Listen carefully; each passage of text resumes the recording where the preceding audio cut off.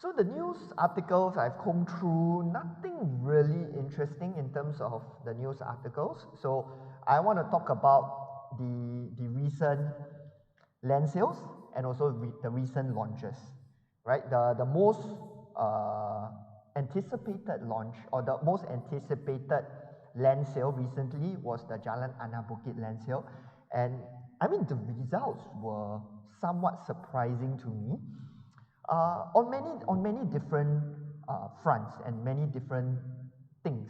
Okay, let's get into it. Also, the Jalan Anak Bukit land site is an integrated development near Beauty World. It will be on top of Beauty World MRT, and there's also going to be a bus interchange there. So Beauty World has been an area that has garnered a lot of interest in the last 1 or 2 years, also because of the many launches that were done there over the last 1 or 2 years. We have our Daintree residences, we have View at Kismis, we have Foret, we have Verdale, we have the Link. So, I mean, personally, I expected this plot to be heavily contested. But the fact is that, you know, once we saw the results, there were only 5 bidders on board, out of which Faiz, the ultimate winner, they put in, I believe, was 3 out of the 5 bids or 2 out of the 5 bids, which is significantly lesser. So how we do it, we always compare it with other plots so that we can draw some sort of a meaningful conclusion and meaningful, we can derive something meaningful out of it. So I'm comparing it to One Holland Village, which was also won by Faiz organization in May 2018, right before the cooling measures. So for that particular plot, they garnered 15 bidders, and the ultimate price that it came up to. So that plot was sold for 1.2 billion, and the break-even price that plot came up to was 2,600 PSF.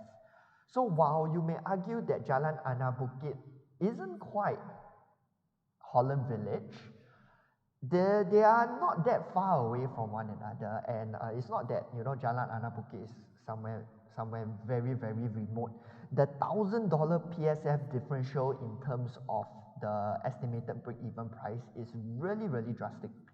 And bearing in mind, while One Holland Village is a mixed-use development, it's not an integrated development. Jalan Anak Bukit is an integrated development. So what's the difference between integrated development and mixed-use development? So a mixed-use is commercial with residential, and a integrated development is a tier even on higher than that, because they include the MRT station and also, in some cases, the bus interchange. So all in all, usually an integrated development should get a higher price as compared to a mixed-use development. So that should have somehow evened out the per square feet differential over here. So the fact that there was only 5 bids, what does that tell us? Okay, later I will summarize those conclusions together. And it's also the fact that there were only 5 bids, which is also somewhat surprising. So what are some of the conclusions that we draw from the Jalan Anak Bukit land sale results? So another comparison that I did was against Pasir Ris 8, right, the most recent other integrated development that was bidded and launched. So the break-even price for Pasir Ris 8 worked out to be 1,200 PSF thereabouts, and they launched it on average at about 1,600 PSF. So you just use a very simple calculation of adding 400 PSF on top of the estimated break-even to derive the sort of sale price, and that would give us about 2,000 PSF for Jalan Anak Bukit, right, give or take. Okay, so 2,000 PSF for there, while, you know, I think for most people 2,000 PSF still sounds somewhat crazy, somewhat high. But if we take comparison to my second comparison, which is Lentor Central, the most recent OCR land sale, okay, which has an estimated break-even of 1,900, it just goes to show, you know, for lack of a better word, how underpriced or how much of a good deal Far East managed to get out of their Jalan Anak Bukit land sale. So that is my first conclusion, right? I believe Far East managed to get a really good deal in that regard, based on the estimated break-even price for that plot of land. Second conclusion that I've gotten after, you know, comparing it here and there, is that the developers, the number of developers with an appetite for a plot that is in excess of $1 billion is very, very low, which we can see from the fact that that plot only garnered 5 bidders. Okay, and actually, since we are on this slide, we can also see that, you know, Pasir Ris 8 also garnered just 3 bidders. Okay, but I mean, I'm going to give that, I'm going to attribute that also down to the timing. The timing. Hi Arif. Hi Arif. Hi Edwin. Hi Elliot. Okay, so back to this, right? I'm boiling that down to also the timing of that tender, because it was right after the cooling measures in March 2019, where sentiments were a lot quieter than today, right? The sentiments today is a lot hotter, but yet there's only 5 bidders for it. So the conclusion is, above $1 billion, I think not many developers are willing to take. And what do I derive also from there, right, is that because the next big discussion that is out in the market right now is, will the en bloc cycle come back? So with a lot of the en blocs, right, my gut feel is that with this being a indicator, the en blocs that's in excess of $1 billion, most likely the developers will be quite scared to take those en blocs up.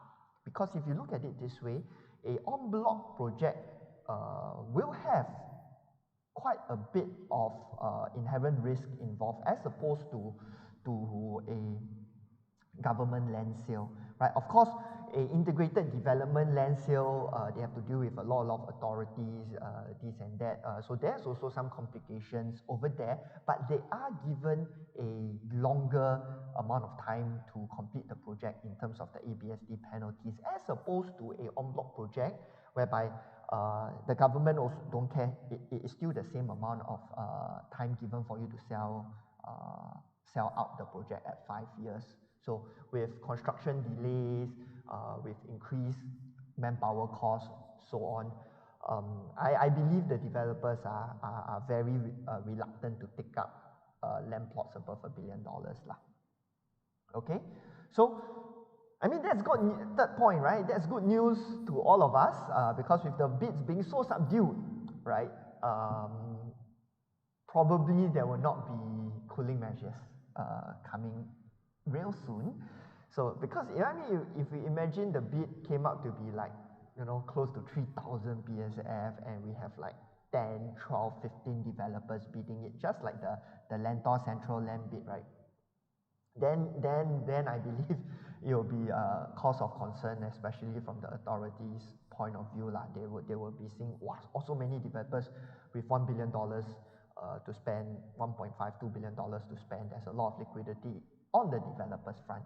So if I was the authority and I look at this, I'll be like, you know, I think we can hold back. We don't really have to do anything to the market at this point in time, because it seems like the developers are also being very cautious in that regard, right? Also good because you know, with the most recent news on the Evergrande crisis, I've gotten quite a fair bit of questions as well as to, you know, what is the potential knock-on effects of the Evergrande crisis on the Singapore real estate market.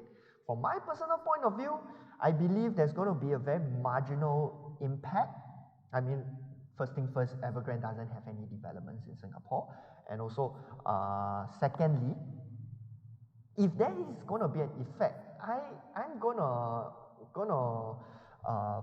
put out a prediction that it may actually be positive as opposed to negative for a couple of reasons, right? Hear me out. And these are just, my personal take on it. So the first thing is that the government land sales and the en blocs that you have seen recently were primarily taken up and done by local Singapore developers as opposed to the Chinese developers. Remember, a couple of years back, there was a lot of concern with regards to the market that, the foreign developers are coming in and bidding up the land prices, so on and so forth. But I mean, in recent years, you see primarily it's the local developers that are buying up the land and doing the en bloc. So the Singapore market being, manipulated by the Chinese developers, honestly, I don't see it that much. And with the Singapore developers bidding it, they know the market and they know how to price their bids and so on, right? Because of their experience here. It goes to show that I feel the bids in the Singapore real estate market is a lot more sustainable. Second point, right? It may actually be a good thing for the Singapore market because I'm assuming this Evergrande crisis is not a repeat of the Lehman crisis for the US, whereby liquidity is totally sucked out from the market and everything grinds to a halt. Assuming that doesn't happen for the Chinese market, the Chinese, with the cash that they still have, they will be looking to invest abroad because the Chinese government is going to come down really, really hard on the developers after this has happened. Because I mean, bailout or not, that's a discussion for another day, and that's not my area of specialty. So, I mean, on a very macro perspective, I feel that that was going to start to push the Chinese buyers into more overseas market because the opportunities in the Chinese market will dry up, and they're going to see a lot more regulations come up in the Chinese market. Right, so let's see, right? Let's see what that brings, yeah? So I know I've promised the buyers or the listeners the book, right, for the right move, but it's taking forever because I'm super duper busy.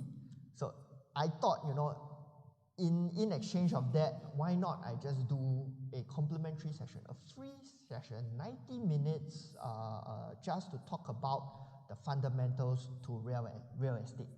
Right? I'm going to do this in a small controlled environment instead of a live session like that, and it will be done over Zoom. So we'll be putting the application link in the description and also in the chat.